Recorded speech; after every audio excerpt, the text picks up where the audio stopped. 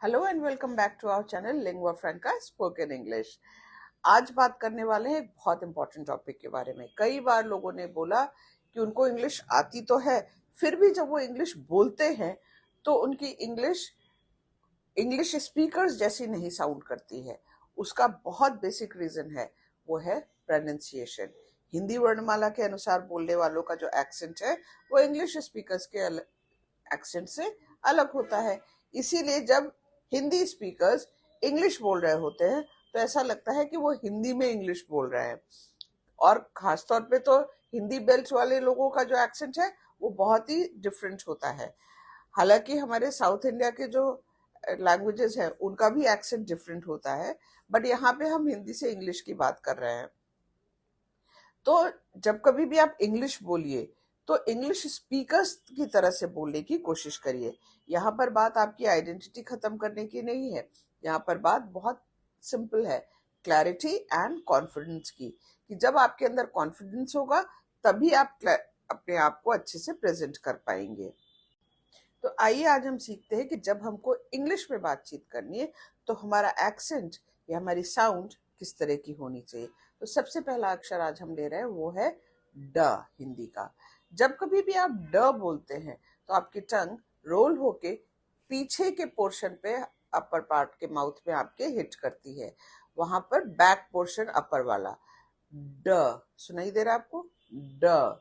लेकिन जब कभी भी आपको इंग्लिश में यही प्रोनाउंसिएशन देना है तो आपको बोलना होगा, आपकी टंग को सामने ले आइए और आगे वाले पोर्शन पे हिट करिए, जैसे ड, ड, ड एंड ड। सुन रहे हैं आप ध्यान से?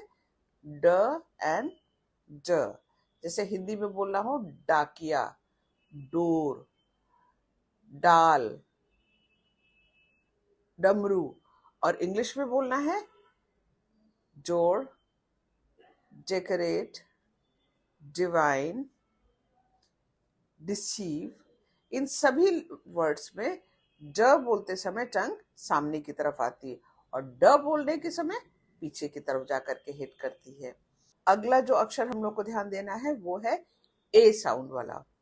अब जब कभी भी हिंदी में हम ए बोलते हैं तो हमारा साउंड उसी ए पर आकर के रुक जाता है, जैसे पेड़, मेड़, नेक, विवेक। इन सभी जगहों पे आप देखिए जो ए की मात्रा है उसी पे आकर के हमारा साउंड रुक जाता है। बट जब कभी भी इंग्लिश में इसको बोलना होता है तो ए के साथ में थोड़ा एक्सटेंड करना होता है, इसको ए करके बोलना होता है, जैसे डे, टुडे, से, मेक। तो यहां पर make and make, day and day, इन दोनों का डिफरेंस समझिए। थोड़ा सा इलोंगेट करके ए वाली साउंड इसके साथ में आती है, तभी वो ट्रू इंग्लिश साउंड समझ में आती है। नेक्स्ट है आपके लिए हिंदी का अक्षर र। तो जब कभी भी हिंदी में र बोलते हैं हमारी टंग हल्की सी कांपती है और हमारा साउंड सुनाई देता है र। बट जब कभी भी इंग्लिश में बोलना हो, इसके दो तरीके होते हैं, एक ब्रिटिश इंग्लिश में, एक अमेरिकन इंग्लिश में। तो अगर ब्रिटिश इंग्लिश की तरह से बोलना चाहते हैं तो र को पूरी तरह से साइलेंट कर दिया जाता है, जैसे देयर, आ, फॉर, कार्स। इन सभी में आप सुनिएगा तो र साउंड को साइलेंट कर दिया गया है। हिंदी में जैसे बोल रहे हैं रुमाल, रोटी, रुको, रूपा, इस तरीके की बात कर रहे हैं तो यहाँ पे हर जगह टंग आपकी हल्की सी वाइब्रेट होती है। बट जब इंग्लिश में बोल रहे हैं ब्रिटिश एक्सेंट में तो वहां पे पूरा का पूरा लेटर साइलेंट हो जाता है।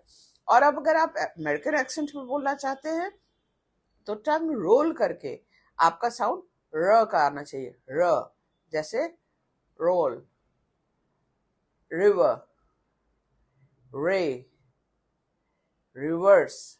इन सभी में जो एक्चुअल अमेरिकन साउंड है उसमें टंग रोल करके बोलते हैं, रोल। सुनाई दिया आपको?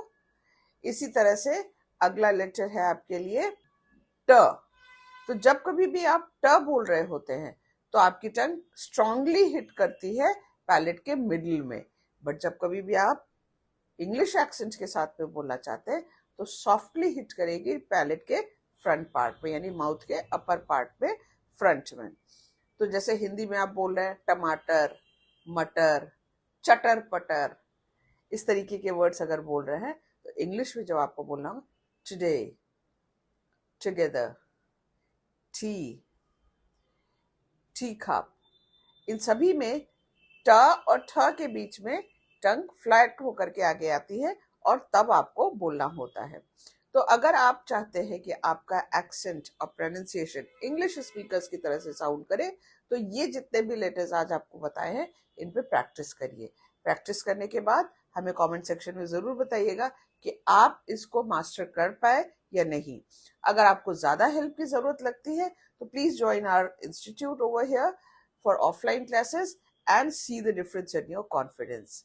Till the next video, take care everybody. Bye bye. God bless you all.